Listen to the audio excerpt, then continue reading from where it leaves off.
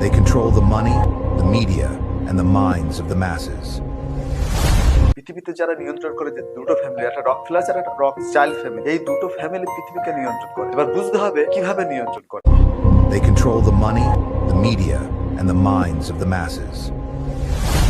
বিশ্বের তাবড় actor, media থেকে শুরু করে সিঙ্গার থেকে শুরু করে সমস্ত এবং যে পলিটিক্যাল যে লিডার গুলো আছে, পলিটিক্যাল যে লিডার যারা যে মাথা, তাদের কিভাবে তারা নিয়ন্ত্রণ করে সেই প্রসঙ্গে একটা কথা বলি। বাংলাদেশের যে প্রধানমন্ত্রী তারেক রহমান, তাকে কি তারা নিয়ন্ত্রণ করেছে? তাহলে কিভাবে হাসিনাকে পতন ঘটিয়ে যে তারা বিএনপি কে কিভাবে তারা ক্ষমতায় এনেছে, এটা একটু বুঝতে হবে।